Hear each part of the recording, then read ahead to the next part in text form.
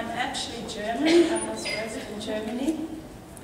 Currently, I'm working at ECU and undertaking research.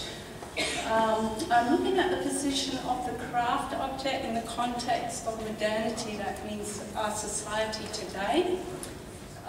Being a textile artist was an important motivation for me to engage in this kind of research because my art is craft-based, and craft received a bad name in modernity, so I thought that might be an interesting subject to look at. Coming from Germany, tradition or crafts actually play quite a significant role there. Anyone who's travelled through Germany and looked at the medieval buildings can see that in pre-industrial times, craft was something quite spectacular, it was magnificent. So, engaging in this kind of research meant that I had to look at quite a lot of theory, and one of the theorists I looked at describes the world in which we live today as post-traditional. It means that we're living after the end of tradition and after the end of nature. Essentially, two things mean the same thing. To live after the end of nature means that nature has become the subject of the human decision-making process. So nature can't really be nature anymore.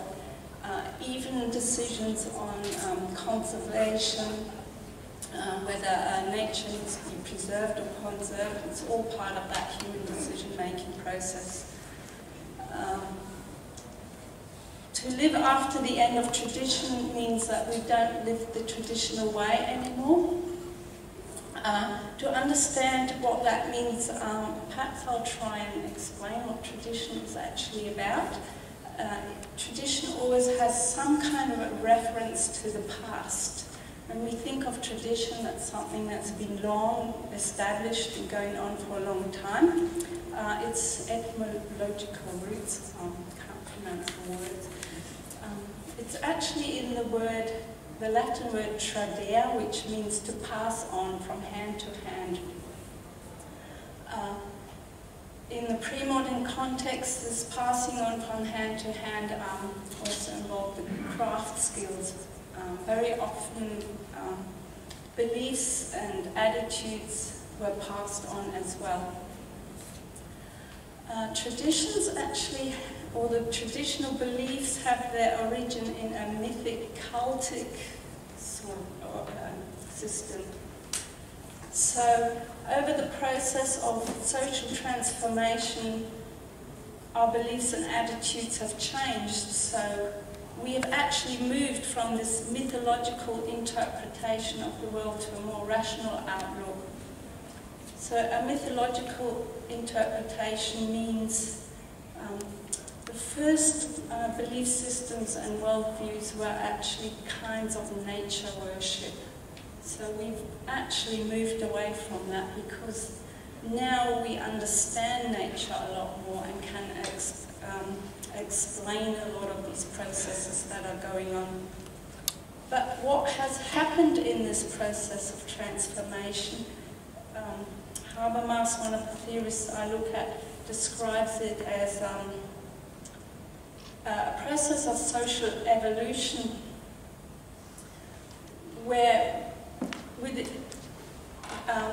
move to new levels of understanding, and each time we move to a new level of understanding, the previous level of understanding becomes degraded because it doesn't actually make sense to that new way of thinking about things. This is something that is actually happening quite a lot still today. Mythological worldviews are the subject of constant contestation and questioning. So when I became involved in the crafts, I actually felt that it was a degraded form of art because things were said to me like, oh, you have a beautiful hobby, you know. That takes a lot of time. That must be very meditative and therapeutic to do something like that. And it does take a lot of time. to make something like this. So I looked at John Ruskin. He's a theorist of the Victorian age, and he's probably one of the first social theorists who expressed deep concern about the practices of industrialization. From his point of view, in his words, industrialization caused the stultification of society and the degradation of nature. The tendency to live in big cities was largely responsible for causing great unhappiness in the human condition, and industrialization was responsible for our loss of fellowship with nature.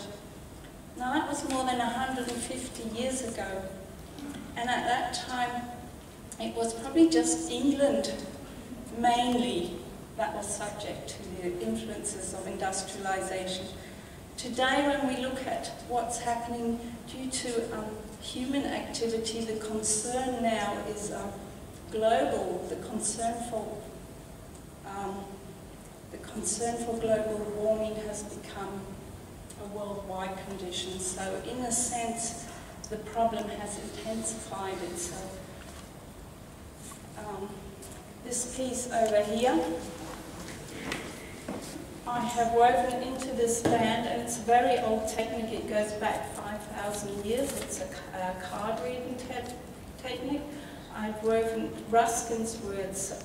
They're very emotive, but they express his despair about not being listened to and not being understood.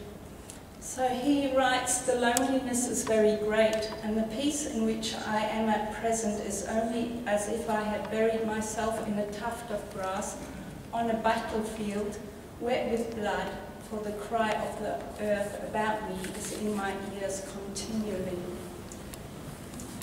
So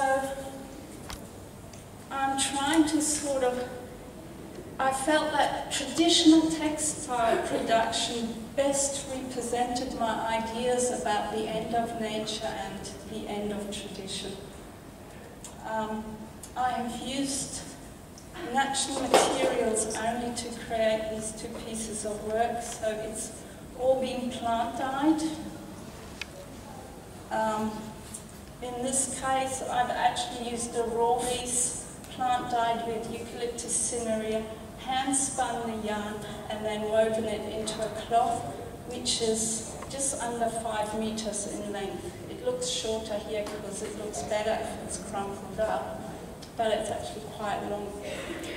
That band is approximately the same length, 4 meters 50, I believe. So into the band I have woven the text as well as well, I would like to call them mythological imagery to make that connection back to tradition.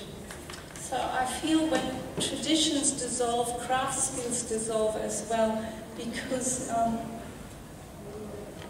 how many people understand how to weave a band like that, and yet it is something that has been passed on to us for something like 5,000 years. Yeah, I think that pretty much sums it up. I hope I made sense.